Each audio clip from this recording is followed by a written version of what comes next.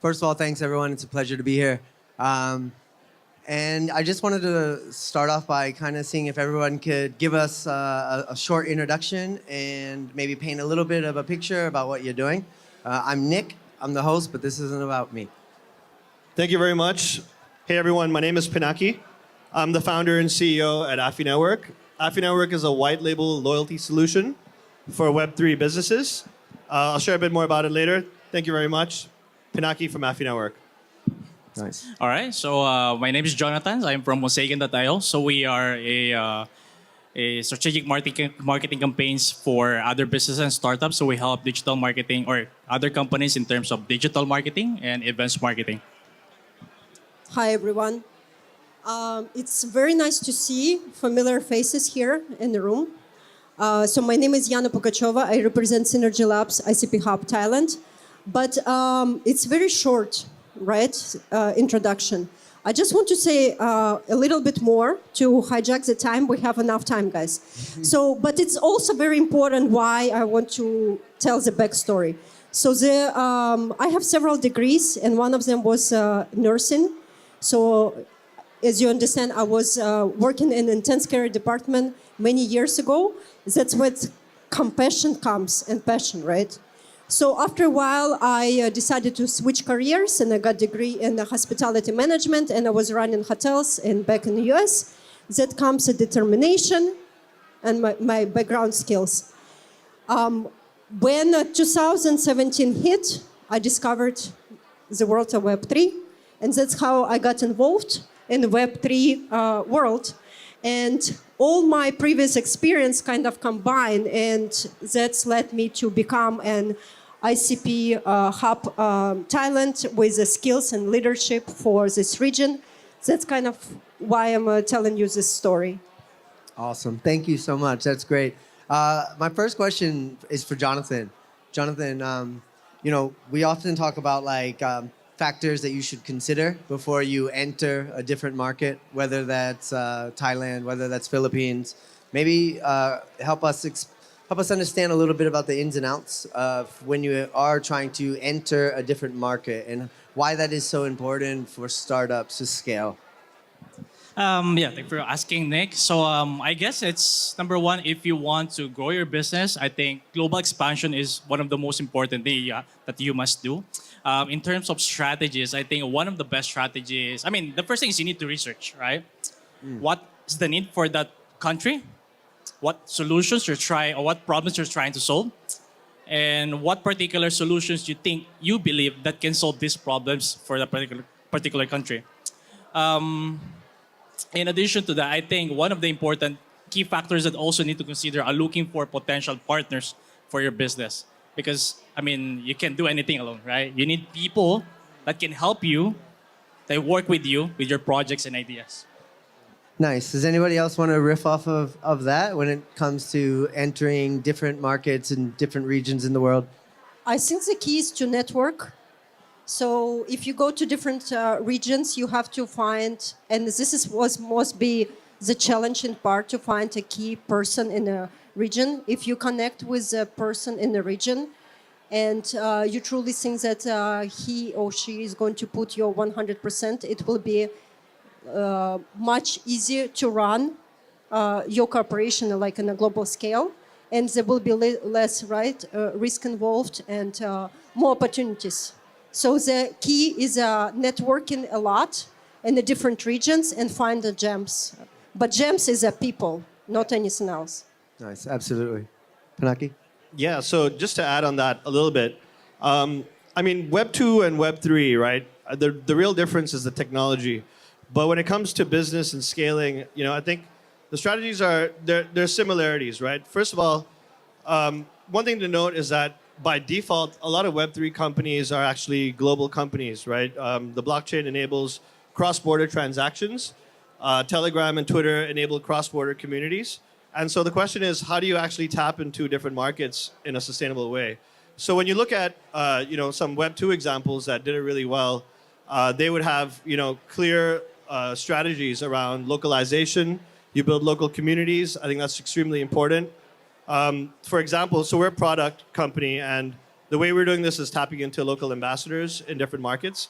That's definitely something that works, really well. But I think the way to think about it really is, how do you get locals to adopt your product in each market, right? Nice, nice. Yana, you touched on partnerships. I think Jonathan also mentioned partnership as well. How vital is that in sustainability?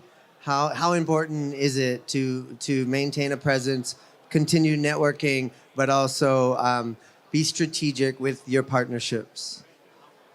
How vital, how important is it to be strategic with your partnerships, especially when you are like Pinaki said, almost a global company, and you have a lot of options. How do you go about choosing them?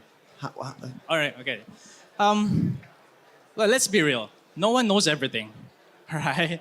I mean, like what Iano's doing, right? I've seen her attend a lot of events, conferences, and connecting to a lot of people. Same with Pinaki. And I think one of the most important thing and value from attending those events are also getting ideas from other people, because that could also help improve what you're currently doing at the moment. So I think that's one thing that I want to share with that. Nice. So can I add a little bit? Please. So in Web3, I've seen lots of protocols actually do lots of meaningless partnership. They just want to have a hype in the community. We announce a partnership with someone, and the community is super excited, but nothing happens. Right. Yeah, right. this is a lot in Web3. And at Twitter, we're like, oh, there's a new partnership. Okay, we have a strategy how to have 500 partnership within the 2 months to hype our community. This is really wrong, because this partnership doesn't mean anything. So when communities try to have a partnership solid, both sides need to understand what they're doing, right? So it has to be a contract, and it has to be written. And how can we benefit each other? Because it's a win-win situation, right? Like if it is a media involved, so what is the media going to get? What my project is going to get for that? So we have to mutually go to have one goal. The both media or the project wants to be successful, and we're helping on the way, right? So the partnership is vital, but with who you partner is also vital. If this person who are you dealing with does not have a good reputation, I don't think it's good for project on the long run. So of course, you need to do your research. You need to see what partnership is going to bring you to the table, and you need to see with what people are you working, because you can promise anything. There's a lots of people in Web3 that talk a lot, but they do very small amount. And there's lots of people who cannot sell themselves, but do lots of work in the background. So you guys need to identify who is doing what and where you can lead. No, that's a great point, right? Sorry, Jonathan, go ahead. Yeah, I think I just want to add one thing. I mean, not everyone could be your partners, right? You need to be very selective in terms of partnering with other companies, organization. And there should be something there should be some synergies between two different companies. Otherwise, yeah, it's correct. If the goals aren't matched with each other's needs, there's going to be an imbalance in the future for those projects. So, yeah.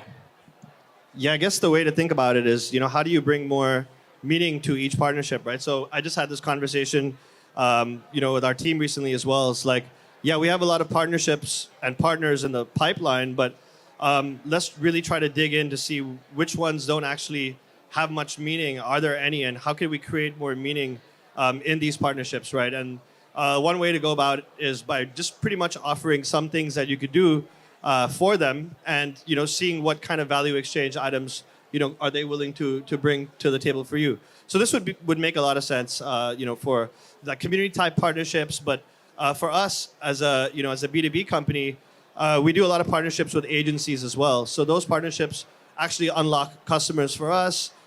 There's also a value add for the agency if there's any success. So it makes a lot of sense, right? I think if you're a B2B company, whether you're selling developer solutions or marketer solutions, you need to find the agencies and partners that can unlock, growth for your business and also theirs. Nice, yeah. And that brings me to community, right? I mean, we even talked about community partnerships. If you have too many partnerships, your community is going to get numb to it, especially when you're not adding value, right? And you don't want it to just be another hype post or something that fades over time. So that being said, how do you guys, while you're expanding into different regions. How do you continue to build community? How do you continue to add value to your community? And, also make sure that that community is sustainable.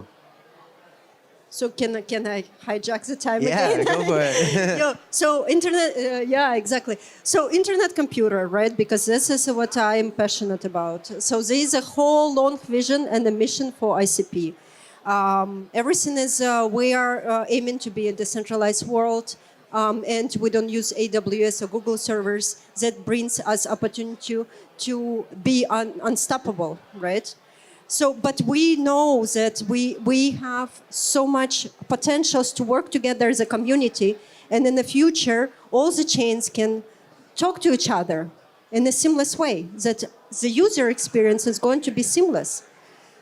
So I think comes to the community. When there is a vision and a mission, you get to have to point, tell your community what is your mission, right? And be open to other chains, because I've seen there's lots of wars between chains for the same users. Yeah, it doesn't have to be. It's very siloed, right? Yes, and that's a big problem. We can work together, like all's here. We can work together and build something meaningful. Why we're here, right? We want to build decentralized world. Right. Right. This is the main goal. We want to communicate